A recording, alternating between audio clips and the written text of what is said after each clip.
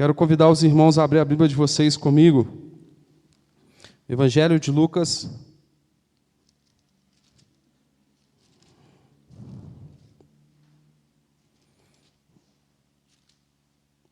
Capítulo de número 5.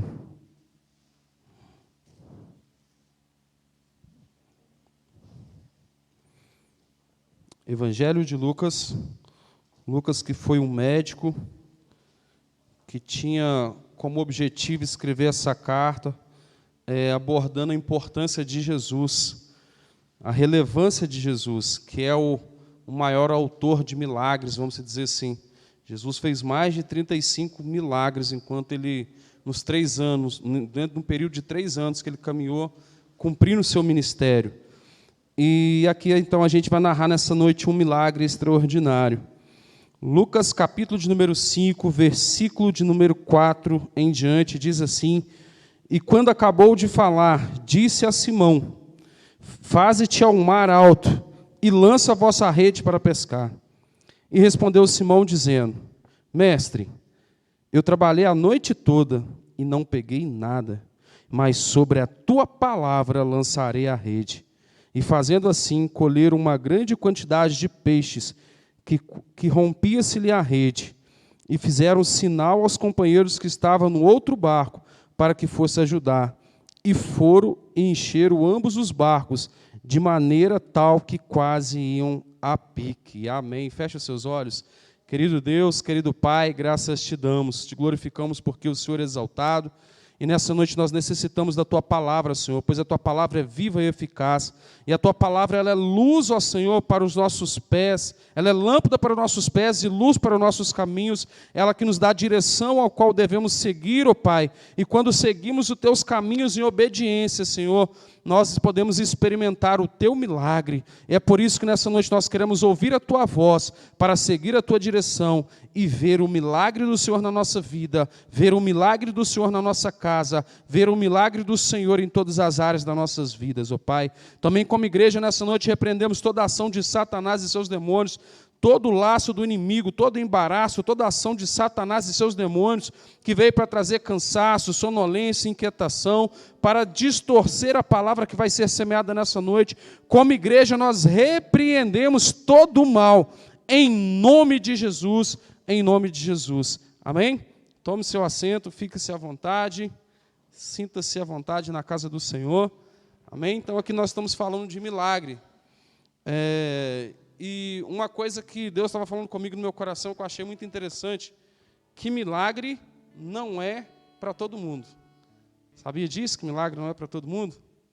Fala para o irmão que está do seu lado assim: milagre não é para todo mundo. Agora fala assim com ele: milagre não é para quem precisa. Dúvida, hein? Uai, pastor, que negócio é esse? Milagre não é para todo mundo? Milagre não é para quem precisa? Que negócio é esse? O milagre está disponível para todo mundo, mas o milagre não é para todo mundo. O milagre está disponível para todo mundo, mas o milagre não é para quem precisa. O milagre é apenas para quem confia. Fala com o irmão que está do seu lado assim: milagre é só para quem confia. Sabe o que eu peço para vocês falar toda hora com o irmão que está do lado? Para o irmão não dormir. Estou com ele do lado, fala aqui: você não vai dormir hoje não. Então, amados irmãos, quando a gente vai então entender um pouquinho o texto, a gente vai ver que no texto anterior Jesus tinha entrado na Galileia e Jesus ele tinha um hábito de atrair multidões. Jesus era uma pessoa extraordinária, uma pessoa de muita relevância no seu período histórico, né? Então, por onde Jesus passava, uma multidão seguia Jesus. E naquele dia, então, não foi diferente. A história diz, então, que uma multidão seguia Jesus. E acredito que tinha pessoas de várias tribos, de várias nações, de várias aldeias, de várias cidades. E imagino eu que, às vezes, se fosse nos dias de hoje, se Jesus estivesse andando na cidade de Barroso, ia ter pessoas lá de Barbacena andando aqui. Quando você fala assim: o que você está fazendo aqui? Você encontrava com a pessoa, um amigo seu lá de Barbacena: o que você está fazendo aqui? Aí a pessoa falava assim: mas Jesus está andando aqui, ué. Eu vim aqui para ouvir Jesus. Jesus é uma pessoa extraordinária. E eu sei que se eu aproximar de Jesus, Ele vai fazer um milagre na minha vida.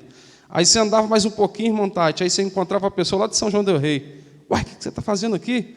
Uai, você não está sabendo? Não, Jesus está andando aí na cidade.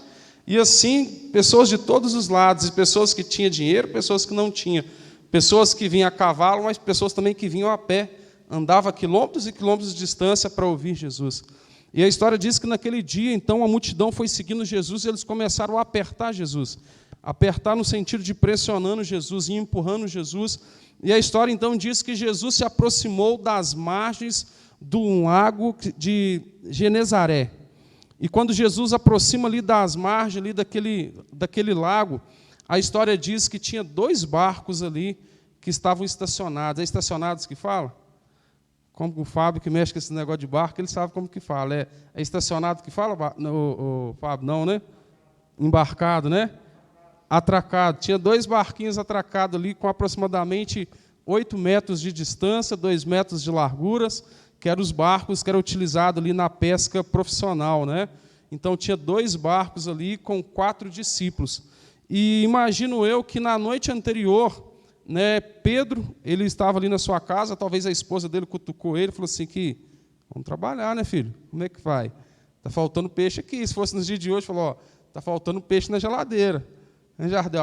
A Sara fala com o Jardel, está faltando peixe na geladeira. Vamos lá, vamos buscar o peixinho, né? Aí o Jardel fala assim, eu acho que eu vou pescar. Aí o pastor Carlos ouve falar que o Jardel vai pescar. Ó, Jardel, também quero ir pescar. Está indo para onde? Estou indo para Cana Verde. Não é assim, Jardel? Não, estou indo para a Pousada do Sol, né? Então, naquele dia foi a mesma coisa, só que eles estavam indo para o lago de Genezaré, um grande lago que tinha aproximadamente 19 quilômetros de comprimento e aproximadamente 12 a 13 quilômetros de largura, né? Para a gente ter uma noção, é como se fosse daqui em Tiradentes o comprimento e daqui em Dores de Campos a largura, né? E a história, então, diz que eles prepararam tudo, prepararam suas redes, prepararam tudo e saíram para pescar. Como se fosse um dia natural, porque eles já eram pescadores profissionais, né? Eles sabiam os lugares corretos que eles deveriam lançar a rede, eles sabiam os locais corretos que eles deveriam jogar a raspa, que falam, né, Jardel? Jogava raspa, os alimentos ali para atrair os peixes, né? E eles passaram a noite inteira jogando rede para um lado, para o outro, para um lado, para o outro. E quando a gente vai pesquisar a história, as redes deles também eram muito grandes. As redes deles tinham em média de 30 metros de comprimento, é como se fosse de um poste no outro, muito grande, né? E aproximadamente 2,5 metros de altura. Então dá para ver que eles passaram a noite inteira, foi no lago inteiro procurando peixe. E será que naquele lago não tinha peixe, não? Naquele lago tinha peixe. Mas por que eles não pegaram peixe naquele dia, né? Imagina, Jardel, você lá no Cana Verde, pescando, vai em todos os lugares, todos os pesqueiros, e não pega um peixe, né? Aí depois eu ter que fazer igual o pessoal fazia quando eu ia pescar com meu pai quando era pequeno. E não pegava nada, aí eles iam lá num rapaz que vendia peixe, comprava um monte de peixe, aí depois chegava em casa e falava que pegou peixe, né? Falava, pegou mesmo, lá no rapaz que vende peixe. Mas naquela noite aconteceu isso, então eles passaram a noite inteira fazendo algo que eles já tinham apto de fazer, que eles eram profissionais em fazer, e não conseguiram ter êxito. E o interessante é que a gente vai entender, então, por que esses discípulos, né, que eu sempre falo, que a gente pesquisar a história dos discípulos, 7 discípulos de Jesus eram pescadores, como profissão. E a gente vai entender por que eles saíam para pescar, e isso traz muito sentido para a nossa vida. Eles saíam para pescar, primeiro, porque eles precisavam se alimentar. Fala com o irmão que está do seu lado assim, eles precisavam alimentar. Segundo, eles pegavam os peixes, bons peixes, eles vendiam para outros lugares, eles exportavam os peixes, e alguns outros peixes eles vendiam ali ao redor. Os peixes que eram ruins, eles devolviam para o mar de novo, né? Os pequenininhos, então, aí voltava de novo para ele crescer e depois pescar. E logo se entende, então, que eles faziam isso porque eles tinham uma necessidade. Repete comigo, necessidade. Então, naquele dia, eles saíram para que uma necessidade deles fosse atendida. Mas, naquela noite, a necessidade deles não foram atendidas. Agora, imagina, pastor Ricardo, você sair para trabalhar e não conseguir fazer o seu serviço, não conseguir receber, não conseguir voltar para casa com o recurso que você precisa. É um pouquinho frustrante, não é? Sim ou não? Não é? Imagina você sair para trabalhar e não conseguir trabalhar, não conseguir o recurso, não conseguir a finança, você voltar para casa, o filho está esperando o alimento, você não consegue chegar com o alimento. É frustrante, não é? Então, foi exatamente isso que aconteceu com os discípulos naquele dia. Eles ficaram frustrados com a pesca. Eles passaram uma noite inteira, eles ficaram cansados, eles ficaram desgastados. E naquela noite eles não conseguiram resultado nenhum. E aqui já começa o primeiro princípio para mim e para você nessa noite. Eu acredito que todos nós temos necessidades em nossas vidas. Alguma coisa, ela vai ter prioridade e necessidade na nossa vida, na nossa caminhada. E, às vezes, dentro dessas necessidades, nós temos destreza para conseguir colocar tudo sobre o controle, tudo sobre nossas mãos. Mas tem coisas que parece que saem do nosso controle. Tem coisas que parece que não está mais no nosso controle. Às vezes a gente está lá no emprego, parece que o controle saiu do nosso controle. E a gente fica perdido, sem saber o que fazer, porque aquilo, querendo ou não, é uma necessidade que nós precisamos. Todos nós precisamos de trabalhar. E, às vezes, parece que sai do nosso controle. Para quem tem comércio, aí consegue entender melhor ainda o que eu estou dizendo. Quem tem comércio, Às vezes você vai lá, você faz o planejamento de quanto você vai vender no mês, ou então você faz o planejamento de quanto você vai vender no dia, e quando chega no dia você não consegue vender aquela meta que você planejou. Então, era exatamente isso que aconteceu com os discípulos naquele dia. Então, eles ficaram frustrados, ficaram desanimados, ficaram decepcionados. E, às vezes, também isso acontece na nossa família. Às vezes, nós temos filhos, tem um marido, a gente cria uma expectativa, a gente traça um projeto, traça tudo aquilo que é necessário para a gente ter a nossa família, o nosso controle em nossas mãos. Mas chega um determinado momento da nossa vida que acontece alguma situação que parece que sai fora do nosso controle. E a gente, então, tenta lutar, tenta fazer tudo o que é possível, tudo aquilo que a gente tem de conhecimento, de recurso, de tudo aquilo que foi nos ensinado, para a gente colocar a casa em ordem. Às vezes a gente não consegue colocar a casa em ordem. E, às vezes, nós nos sentimos cansados, frustrados, decepcionados. Às vezes, tem pessoas que estão lutando contra um vício. Ela está lutando há muito tempo, ela acha que ela tem controle daquela situação. E, quando ela decide sair daquela situação, ela percebe que ela não consegue. Ela percebe que está fora do controle. Ela percebe que é uma necessidade se livrar daquilo ali, mas ela não consegue se livrar daquilo ali. E, muitas vezes, a pessoa fica o quê? Decepcionada. E muitas pessoas entram na área da depressão, em muitos dos casos. E, às vezes, a pessoa se sente frágil, se sente inútil. E, muitas das vezes, então, quando a gente faz todas essas coisas, poderia citar N coisas aqui, a gente se sente, então, fadigado em muitos momentos da nossa vida. A gente se sente cansado em muitos momentos da nossa vida. A gente sente vontade de fazer o quê? Pegar o nosso barco e retornar para as margens novamente. E, quando a gente volta para a margem, a gente começa a fazer, então, aquilo que os discípulos estavam fazendo. Eles retornaram para a margem após uma longa noite, uma noite tenebrosa, uma noite que eles não conseguiam visualizar o futuro deles, não conseguiam visualizar as necessidades deles serem supridas. Talvez eles estavam conversando um com o outro, nossa, hoje foi muito ruim. O Jardel, imagino o Jardel conversando com o pastor, falando, mas imaginou que ia pegar uns 5 quilos de peixe, mas hoje não levou nem um lambari para casa, Jardel? Hoje foi osso, Hoje, nem se jogar o anzol na boca do peixe, ele não quer, Nem passando a rede, ele está conseguindo pular por cima. Não sei que eles estão a risco hoje, Foi exatamente isso que aconteceu. Então, imagino como que eles iam voltar para a casa deles para dar notícia para os familiares. E talvez, muitas das vezes, a gente também está nessa situação. Como que a gente vai dar notícia para as pessoas que nós amamos? Como que nós vamos dar notícia para os nossos entes queridos? E, às vezes, nós estamos planejando isso. Só que eles não sabiam de uma coisa. Eles estavam voltando para a margem, retiraram as suas redes e começaram a fazer aquilo que era natural do pescador. Eles começavam, então, a lavar as redes, tirar as pedras, sujeira, tudo aquilo que estava na rede, para voltar para casa. Só que eles não contavam que naquela noite eles teriam um contato com Jesus. Não entenderam? Eles não imaginavam que naquele dia eles iam ter um contato com Jesus. Não entenderam, pastor? Eles não imaginavam que naquele dia eles iam ter um contato com Jesus. Não entenderam. Meus amados irmãos, estou querendo dizer que às vezes tem coisas na nossa vida, que está acontecendo na nossa vida que a gente não compreende. Parece que está fora do nosso controle. Parece que a situação não vai reverter. Parece que a situação não vai mudar. Parece que tudo está o vento está jorrando ao contrário da nossa vida, até Jesus vir ao encontro. Quando Jesus ele chega ao nosso encontro, ele coloca a casa em ordem. Quando Jesus chega ao encontro, o milagre acontece. Aí entra o que eu falei lá atrás, o milagre não é para quem precisa. O milagre não é para todo mundo. O milagre está disponível para todo mundo, mas não é para todo mundo.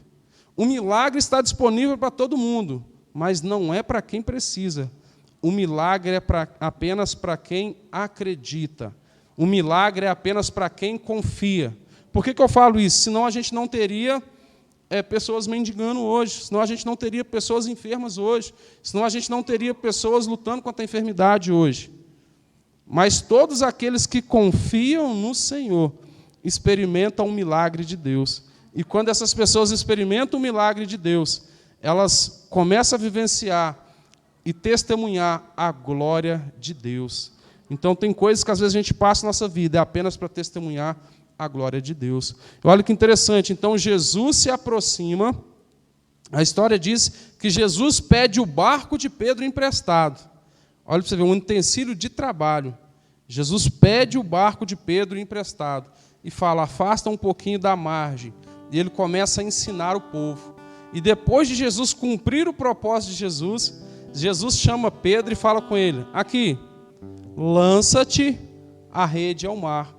Sobe ao mar alto e lança a tua rede. E às vezes pode ser que isso vai acontecer na nossa vida. Sabe o que Jesus estava falando para Pedro naquele dia? Você vai ter que fazer de novo tudo aquilo que você estava fazendo. Já parou para pensar? Você estava fazendo um monte de coisa, aí Jesus vem, está tudo dando errado. Aí Jesus vem para você e fala assim, faz tudo de novo. Faz tudo de novo que você estava fazendo. Aí olha a resposta de Pedro. Pedro fala assim, Jesus, eu fiz isso a noite inteira, eu estou cansado, mas eu só vou fazer porque o Senhor está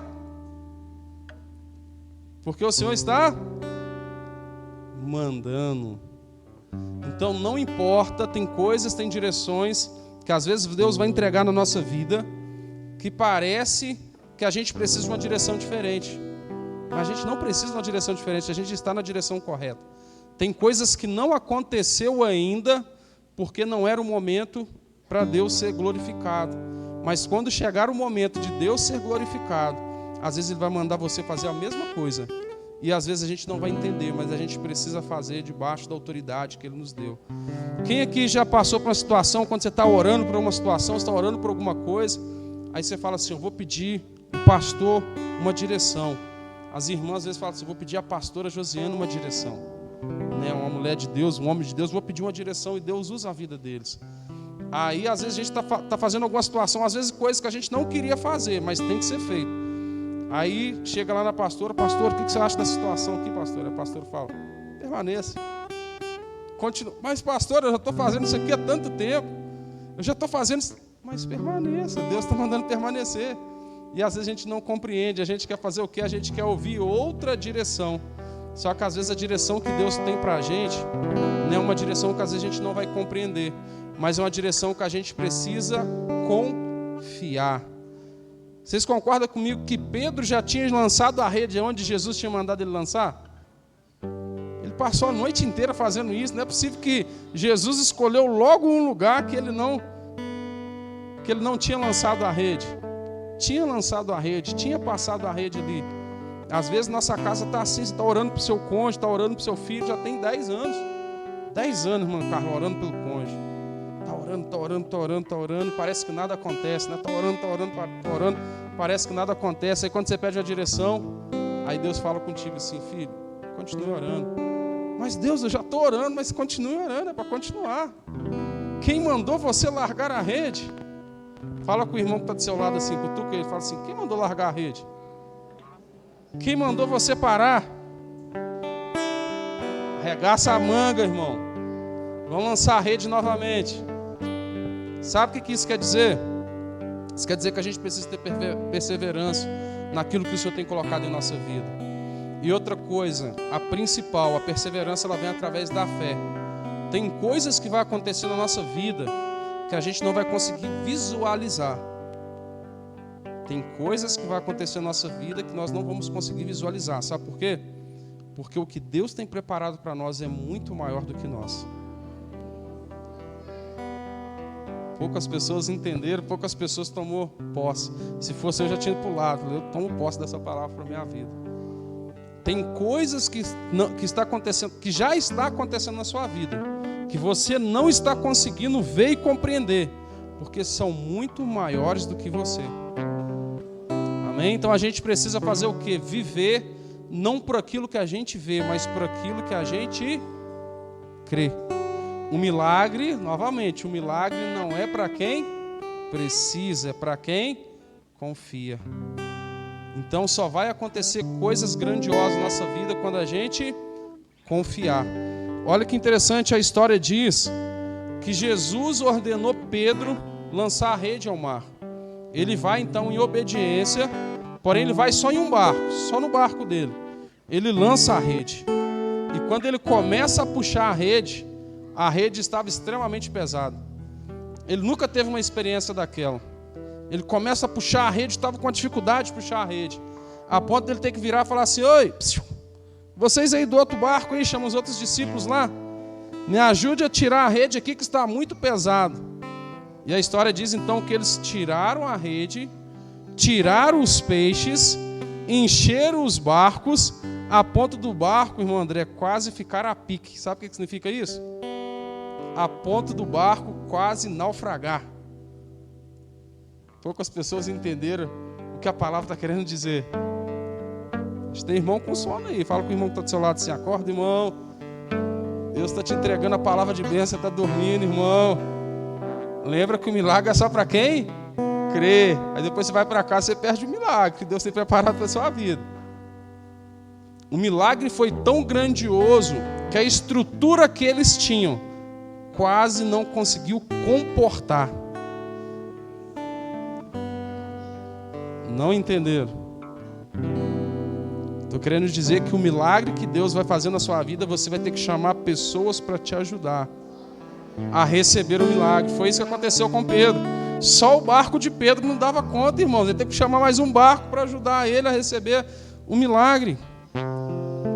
Então a gente precisa ter esse entendimento. Nós cremos em um Deus que é o Deus do sobrenatural. Nós cremos em um Deus que Ele é capaz de fazer aquilo que os nossos olhos não conseguem ver, não conseguem imaginar. E a gente precisa viver com essa certeza todos os dias, né? Pulando um pouquinho do assunto, mas ao mesmo tempo dentro do assunto, né? Contradição, né, pastor? Hoje pela manhã na escola bíblica dominical a pastora Josiane falou uma coisa interessante. Nós sabemos que o céu está preparado para nós, não sabemos? Nós sabemos que Deus quer que nós vá morar com Ele no céu. Mas muitas das vezes nós não temos paciência para esperar. E às vezes nós planejamos alguma coisa. Às vezes eu fico tentando imaginar como que é o céu. Eu fico imaginando, segundo o que a palavra fala, né? Chegar lá, as ruas de ouro, os portões de cristal. Fico imaginando um trono glorioso. Só que às vezes eu vou chegar lá no céu, vai ser infinitamente maior do que aquilo que eu estou imaginando. E é isso que acontece na nossa vida. Às vezes você está planejando, esperando uma coisa acontecer na sua vida. E às vezes quando o milagre de Deus acontecer na sua vida, você não vai conseguir compreender e entender a grandiosidade que vai ser. Vai ser muito maior do que você espera. Então a gente precisa permanecer em fé, não desista. Não abra mão da rede, não é um momento da gente pegar as redes e começar a lavar a rede. Não é o momento da gente desistir da pesca. Não é o momento da gente desistir do milagre de Deus na nossa vida. Ah, pastor, mas está demorando. Hoje na escola bíblica dominical a gente falou sobre Abraão. Abraão teve que esperar, Abraão e Sara teve que esperar 25 anos para a promessa deles se cumprir. 25 anos. Quem aqui tem 25 anos? Quem aqui tem... Ó, pastor? Tem 25, pastor? Só o pastor Carlos tem 25 anos. Pedro, tem quantos anos, Pedro? Nossa, deu 16. Faltava 9 anos ainda para cumprir a promessa. Daqui a mais 9 anos, irmão. Ninguém aqui tem 25, não? Só o pastor Carlos, né? Então você tem que esperar 25 anos, gente. É uma vida, né?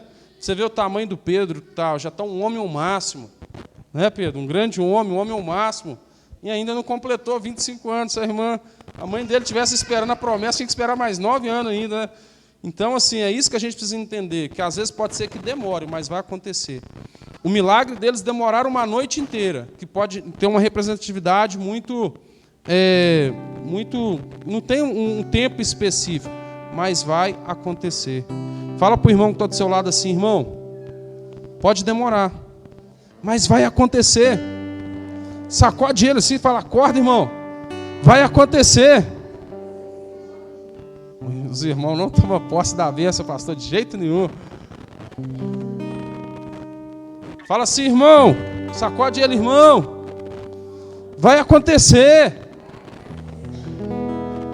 Ah, não, vamos apelar de uma vez. Fala, irmão, se você não quiser a sua bênção, dá ela para mim que eu quero. Então a gente precisa ter esse entendimento. Sabe por quê? Gente, sabe por que eu estou brincando assim? Porque às vezes a gente não recebe a bênção de Deus, porque às vezes a gente marca toco, como o pastor fala, a gente marca toco. Tem coisas que às vezes está próximo da nossa vida, a gente marca toco. Eu já falei isso aqui, mas eu lembro de uma fala quando eu trabalhava na fábrica. Tinha um gerente meu que falava uma coisa interessante. Ele falou assim, a gente tem que estar preparado para as oportunidades. Por que a gente tem que estar preparado para as oportunidades? Que um dia o cavalo sai. O cavalo da bênção sai. Aí você não está preparado, sabe o que você faz? O cavalo vai embora, aí vem outro e faz o quê? Pula. Não é assim? Quem aqui já teve a oportunidade de ser promovido no trabalho? Ninguém aqui teve a oportunidade de ser promovido no trabalho, não, gente? Misericórdia, vou orar nessa noite para Deus começar a promover uns irmãos aí. Ninguém aqui nunca foi promovido no trabalho, não? Quem aqui já foi promovido no trabalho? Já foi promovido? Vou pegar o Fábio de exemplo de novo. Quando chegou a promoção lá, Fábio, você já tinha que estar preparado para ela, não estava? Ou quando chegou a promoção, o patrão esperou você preparar para depois ele te chamar? Estava preparado, né? Então, às vezes, a gente precisa estar assim também. A gente está preparando, buscando se preparar para a bênção. Porque, às vezes, a bênção não chega, sabe por quê? Porque nós não estamos preparados. Então, a gente precisa se preparar para experimentar o milagre de Deus. Eu falo com a minha esposa, né? A gente tem sonho de ter um determinado carro, né? Aí, às vezes, a gente passa um carro em determinado lugar, aí eu alimento meu sonho, falo, aquele carro ali. Aí, teve uma vez que a gente fez, sabe o quê? Eu e ela. A gente foi lá no concessionário, não tinha dinheiro para comprar o carro, não. Aí a gente foi lá no concessionário, o cara atendeu nós na maior boa vontade, né? Aí falou, pode entrar no carro. Eu sentei no carro, peguei o volante, falei, ô, glória, hein? Eu já estava imaginando eu dirigindo o carro, né? Então a gente precisa fazer isso, começar a visualizar o nosse milagre. Ah, pastor, mas se eu falo isso é porque você não está vendo meu filho como que ele está afundado nas drogas. Então para de enxergar ele afundado nas drogas. Começa a enxergar ele pregando aqui no púlpito. Começa a enxergar ele orando pela vida do irmão. Ah, pastor, mas não está acontecendo. Mas a gente vive, não é porque a gente vê, irmão. A gente vive por aquilo que a gente crê. Ah, mas o meu casamento está difícil. Só Deus sabe como que é meu cônjuge. Para de falar palavras negativas sobre a vida do seu cônjuge. Começa a profetizar palavras de bênção na vida dele.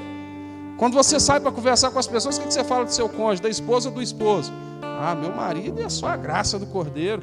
Então a minha esposa, Jesus toma conta. É só a graça. Não, para de falar isso. Começa a profetizar a palavra de bênção. Fala, minha esposa é uma bênção de Deus. Ela é um presente de Deus na minha vida. Aí tem pais que falam assim com os filhos, meu filho é atentado. Fala assim ainda, né? Meu irmão, misericórdia, não é atentado não, é uma bênção de Deus na sua vida. Fala, Deus, muito obrigado por essa bênção que você me deu. Pastor, mas é porque você não vê como é que ele é agitado, ele sobe na janela, sobe no armário, pula da laje. Meu filho, é uma bênção de Deus. Começa a profetizar a palavra de bênção, começa a visualizar o seu milagre. Se você não começar a visualizar o seu milagre, como que ele vai acontecer? Lembra daquela informação que foi passada no início. Milagre não é para quem precisa. Ah, pastor, eu preciso que Deus faça um milagre no meu casamento. Ah, pastor, eu preciso que Deus faça um milagre na minha saúde. Eu preciso que Deus faça um milagre na minha vida emocional. Mas o milagre não é para quem precisa, irmão, é para quem confia. Tem muita gente que precisa, mas não confia. Tem muita gente que precisa, mas não acredita. Então a gente precisa subir um nível, subir um degrau, para que possamos começar a experimentar o milagre de Deus na nossa vida. Senão a gente vai passar uma vida nessa terra, e depois a gente vai chegar no céu, E a gente vai perceber que a gente poderia experimentar centenas e centenas de milagres. E a gente não experimentou porque a gente não confiou. Que nessa noite nós possamos sair daqui como Pedro. Ainda que a gente já tenha feito, tentado e não tem dado certo, confie e faça de novo. Ainda, André, que você tentou fazer aquele bolo gostoso lá, não deu certo na primeira receita. Aí você faz o quê? Tenta de novo, não é? Aí na segunda não deu certo, né? O que você faz? Tenta de novo. Deixa para lá, né? Tenta de novo.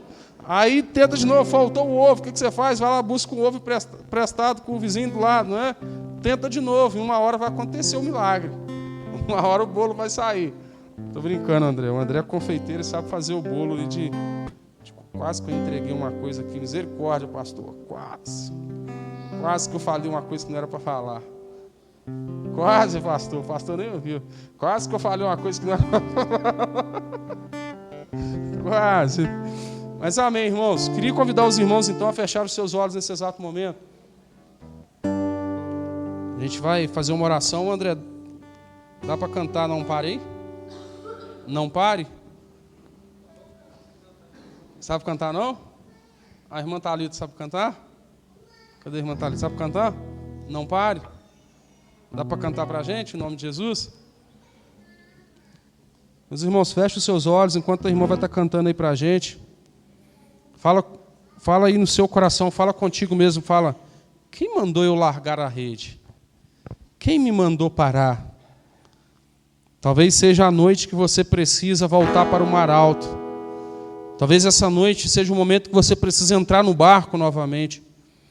Talvez seja a noite que você precisa pegar as redes que você já estava lavando, que você já estava desistindo, que o seu emocional já estava desanimado. E talvez chegou a noite você ouvir a voz do Senhor e falar: eu vou lançar as redes novamente. E eu vou experimentar um milagre de Deus na minha vida. Ainda que a circunstância diz que não, ainda que as pessoas à minha volta diz que não, pelo poder da autoridade da palavra que Jesus decretou sobre a minha vida, eu tomo posse do milagre de Deus sobre a minha vida. E nessa noite eu quero sair daqui com o meu milagre.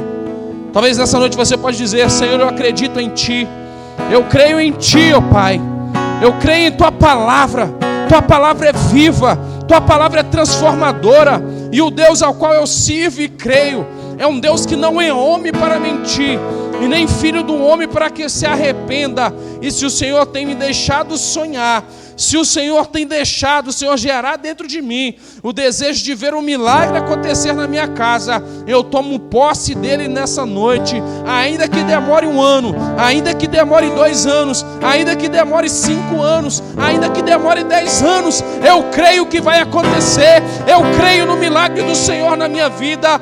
Ó Senhor, te glorificamos, pois Tu és majestoso, Senhor.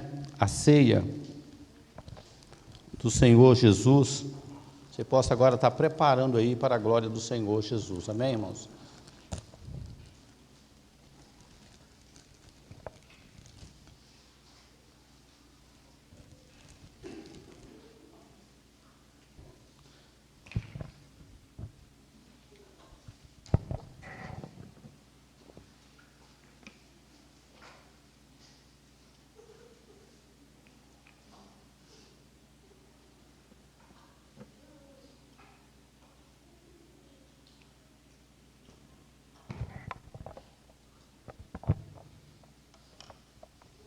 Irmãos, a palavra de Deus diz para nós lá no livro de 1 Coríntios, capítulo 11, versículo 23, diz assim: pois eu recebi do Senhor o que também vos ensinei, que o Senhor Jesus, na noite que foi traído, tomou o pão e, tendo dado graça, o partiu e disse: isto é o meu corpo que é entregue por vós, fazei isso em memória de mim.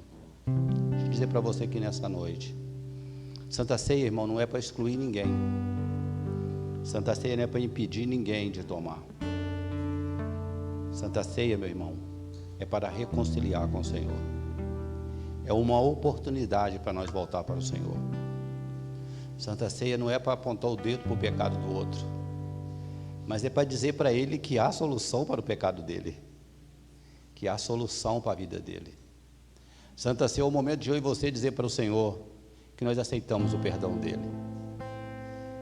que é aquele cheque tão precioso que Ele pagou ali com a própria vida, que nós queremos tomar posse dele, que é a salvação.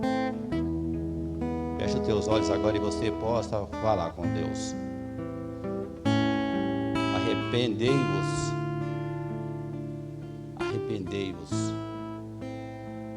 O que passou, irmão, deixa para trás. Pega a nova vida hoje e segue em frente. Deixa Satanás te aprisionar numa coisa lá atrás. Mas pede perdão ao Senhor e segue a sua vida hoje. Hoje é o dia de você seguir em frente. Hoje é o dia de você seguir avante. Hoje é o dia de você tomar posse da vitória. Fecha os teus olhos e fala com Deus. O corpo está no nosso meio. Corpo de Cristo. Corpo do Senhor Jesus. Está aqui hoje para nos garantir a vitória. Segura o pão. Levante ele alto assim, irmão. Aleluia. Disse Jesus: isto é o meu corpo que é entregue por vós.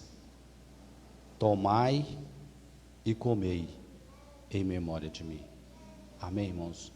Podeis comer nessa noite, no nome de Jesus.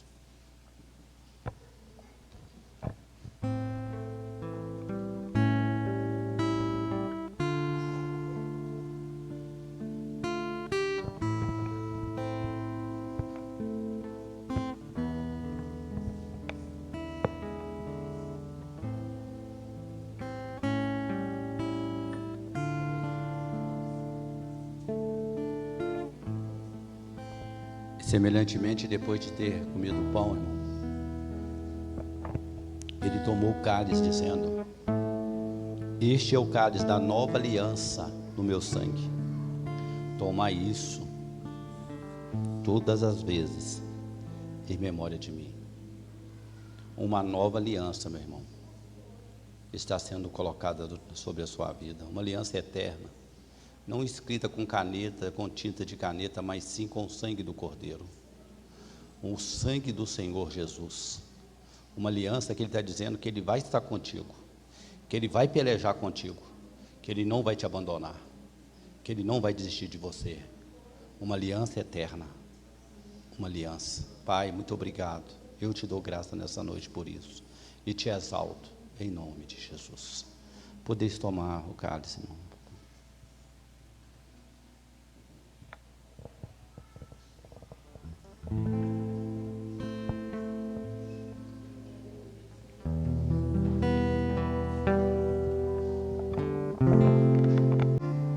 Que comer este pão e beber este cálice anuncia a morte do Senhor até que Ele venha. Amém, igreja? Você pode aplaudir o Senhor Jesus aqui nessa noite. Aplaude aquele que vive, aquele que reina, aquele que está presente no nosso meio. Amém? Irmão,